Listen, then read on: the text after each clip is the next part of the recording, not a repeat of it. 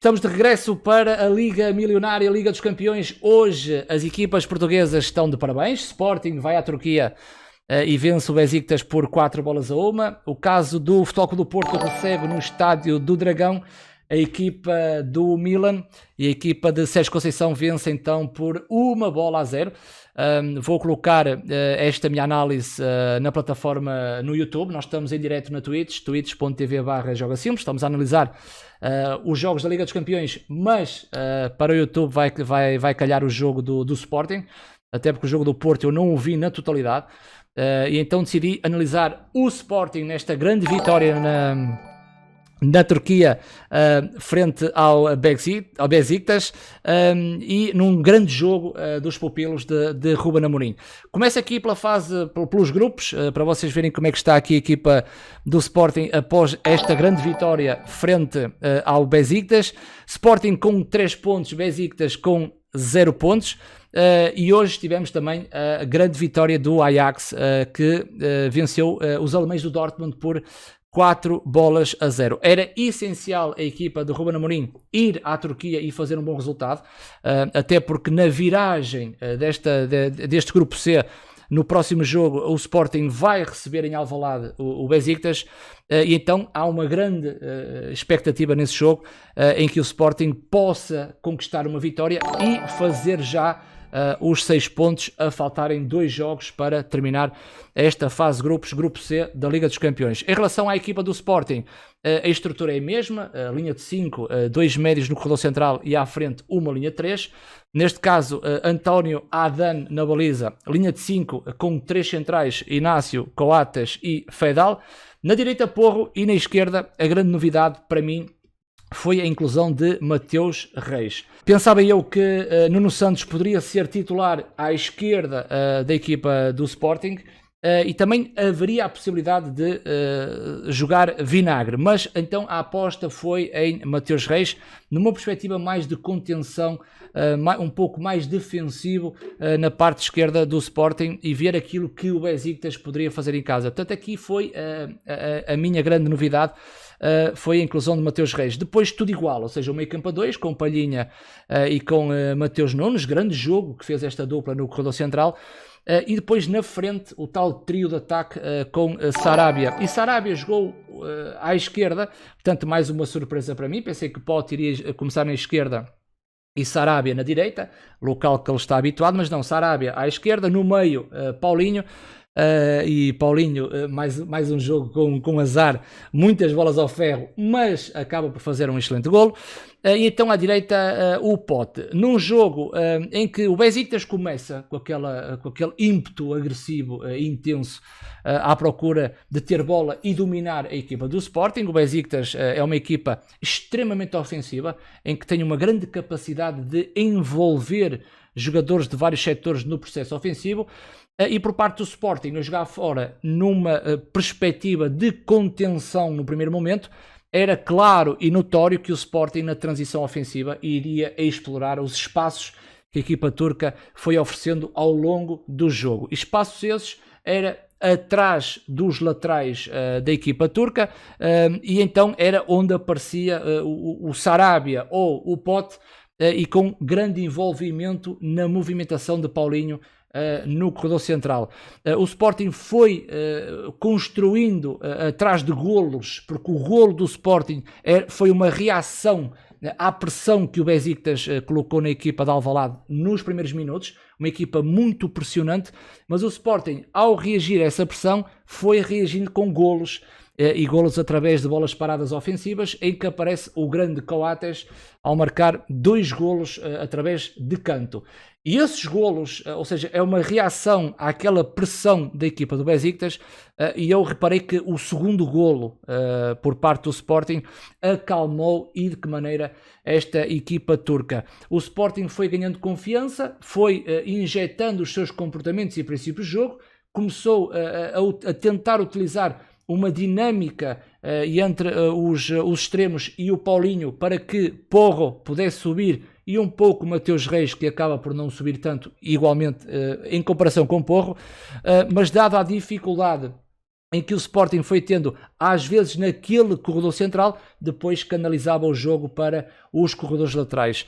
Eu trago aqui um quadro tático para tentar explicar a situação em que o Sporting conseguiu resolvê-la e superiorizar-se à equipa do Besiktas, e essa situação está numa grande dificuldade destes dois médios do Besiktas, neste caso é o Pjanic e o Sousa, um meio campo quase a dois, até porque o Alex Teixeira jogou nas costas do Batshuayi, e em muitas situações, em situações de ataque, o Alex Teixeira juntava-se muito a Batshuayi e era praticamente um 4-2-4, e isto faz-me lembrar situações que se passaram cá em Portugal com outros treinadores. E realmente o treinador turco tem que mudar esta dinâmica se quiser que o Besiktas no futuro seja uma equipa muito mais equilibrada.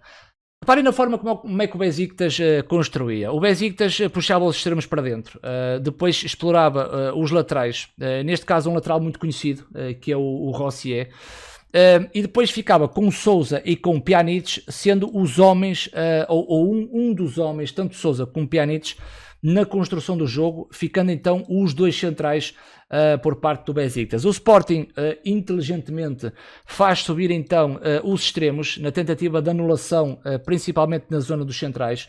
E é importante depois, e vou começar por falar do caso Paulinho.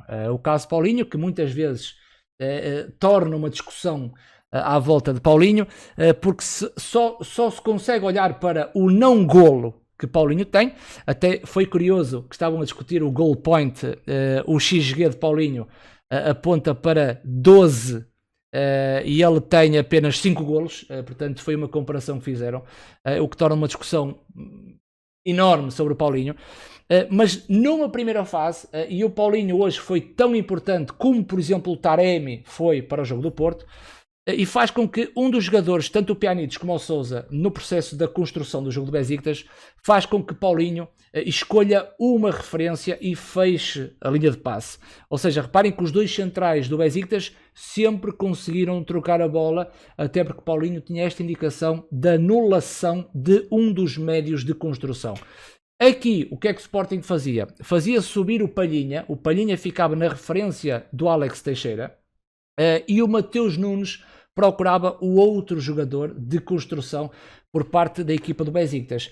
O Besiktas aqui tinha grandes dificuldades em sair a jogar. Então o Besiktas poderia injetar o passe em zonas em que o Sporting poderia não estar tão confortável. Neste caso, ou os extremos nas costas ia jogar entre linhas, ou então injetava o passe para os seus laterais, para que depois o extremo do Sporting conseguisse fazer a pressão aos laterais do Besiktas. Mas o problema não está aqui na construção, tá? O problema não está aqui, até porque o Besiktas na construção iria sair sempre nem com uma bola puxada para a frente através das movimentações do Batshuayi. O problema do Besiktas era quando entrava dentro do meio campo do Sporting. O Sporting fazia descer o Sarabia, os dois médios centros, o Mateus Nunes e o Palhinha, fazia descer também o Pote, e então ficava Paulinho nesta zona intermédia, numa zona a meio do meio campo, com a referência dos dois centrais. E então o Besiktas, a forma do Besiktas atuar com o seu ataque posicional dentro do meio campo do Sporting, é que Batshuayi ficava aqui na linha defensiva do Sporting e sempre à procura de diagonais muito curtas, e depois Alex Teixeira aparecia de trás para a frente, mas em muitas situações tentava jogar naquele espaço entre linhas atrás, nas costas de Palhinha e de Mateus Nunes. Aqui está o problema, é que depois o extremo vinha para dentro, os extremos do Besiktas, e o Besiktas tinha uma capacidade de explorar os seus dois laterais. Então os extremos um pouquinho mais dentro, subiam os laterais ao mesmo tempo, e ficava então aqui dois jogadores, Sousa e Pjanic, dois jogadores cansados, dois jogadores que não conseguem fazer as coberturas, onde a bola vai cair depois para o processo ofensivo do Sporting. Claro que o Sporting optou por um contra-ataque ou por um ataque rápido, foi uma equipa inteligente, à procura do espaço que o Besiktas iria dando à equipa do Sporting. E aqui há um problema grave, que é, se tu vais potenciar a subida dos dois laterais ao mesmo tempo, tu tens que salvaguardar sempre a reação à perda. Ou seja, o momento em que a tua equipa perde a bola é o momento da transição defensiva. E então o Besiktas aqui espalhou-se ao comprido. Até porque com dois médios e dois médios a atuarem à frente dos dois centrais, na perda, há uma capacidade depois do Sporting, quando recupera a bola, de fazer saltar Sarabia no lado esquerdo e outro jogador Pote do lado direito. E tem que haver aqui uma grande capacidade destes dois médios serem eles a fazer essa cobertura defensiva. Até porque se o central sair à bola numa situação de 1 para 1, claramente que Paulinho aparece num espaço completamente abandonado. Portanto, isso nunca iria acontecer. Acontece que, ao fazer a ligação para o corredor onde o lateral do Besiktas dá espaço, teria que haver uma grande capacidade de Pjanic a fechar o corredor e o central depois fletir um pouco para dentro, né? Para ter a atenção a Paulinho no corredor central. O grande problema deste Besiktas é que, ao ter dois centrais e a ter um ataque posicional com dois médios à frente, iria dar imensos espaços à equipa do Sporting. E foi a partir daí que o Sporting aproveitou e muito bem. Certamente a equipa de Ruben Amorim, a equipa técnica, observou o Besiktas a jogar. Ontem, no canal da Twitch, nós fizemos a antevisão e alertamos para este facto. Nós vimos o Besiktas a explorar os dois laterais ao mesmo tempo e depois a não ter coberturas nos corredores mais laterais, tanto à esquerda como à direita. E neste caso o Besiktas perde muito, até porque Pjanic está um jogador cansado, o Sousa também está um jogador cansado, Pjanic muito bom na construção, mas depois em termos de desenvolvimento do jogo e em intervenções no setor intermédio, muito fraco, aquém daquilo que já foi Pjanic, e Sousa é um jogador que faz a rodinha no meio, não sai dali, é a sua zona confortável e com grandes dificuldades depois para fazer essas tais coberturas. É claro que o Sporting sentiu alguma dificuldade naquela linha de 5, que é normal, tem um jogador que é Batshuayi, anárquico, completamente anárquico, que faz movimentações às vezes sem nós percebermos o porquê, e ele vai sempre no raio da ação da bola e tenta sempre desequilibrar e quer decidir tudo sozinho. Alex Teixeira também a jogar de trás para a frente, muito impetuoso, muita velocidade com bola, mas em muitas situações a perder bola. E depois, mesmo com o meio campo cansado, o facto de Pjanic e de Sousa, em termos de passos falhados, então foi uma coisa por demais. E o Sporting aproveitou muito bem. Sporting no contra-ataque ou no ataque direto, a aproveitar também a movimentação de Paulinho e nas contras-movimentações, ou seja, há uma contra-movimentação em que Paulinho parece que desce para receber bola, mas depois foge para o processo ofensivo, e aqui o Besiktas teve grandes problemas em termos de organização defensiva e o Sporting aproveitou muito bem. Incansável este meio campo do Sporting, com Mateus Nunes, a capacidade de fugir da pressão com bola, utilizando a sua aceleração, e depois Palhinha em tudo o que era coberturas defensivas, está sempre no espaço certo, fez com que este Sporting conseguisse o tal equilíbrio. Só para terminar, falaram muito em Mateus Reis.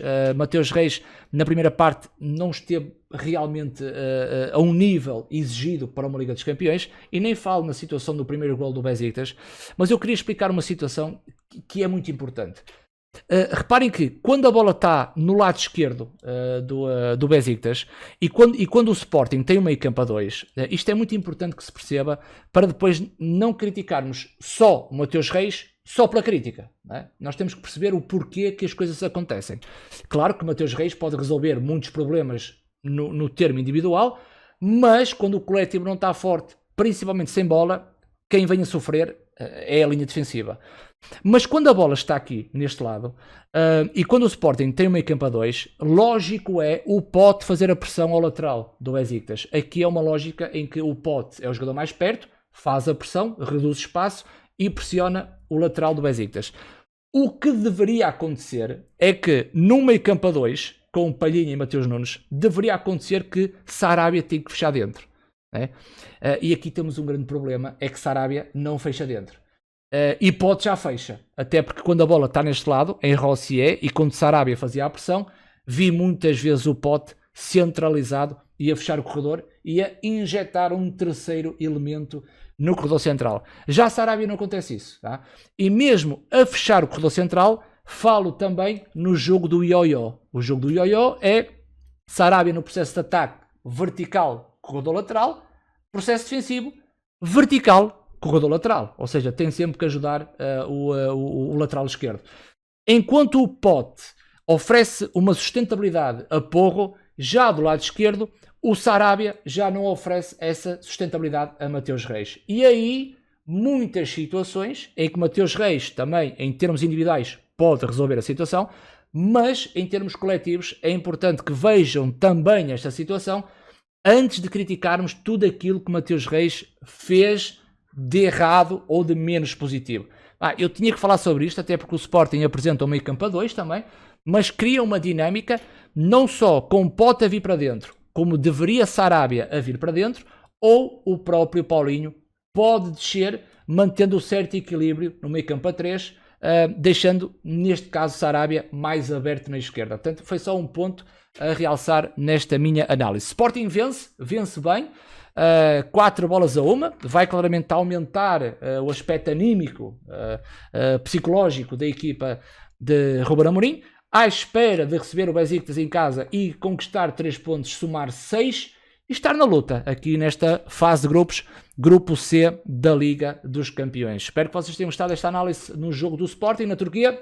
No próximo vídeo será a análise ao Benfica, que joga amanhã frente ao Bayern de Munique, e o vídeo estará disponível na quinta-feira em relação ao Benfica.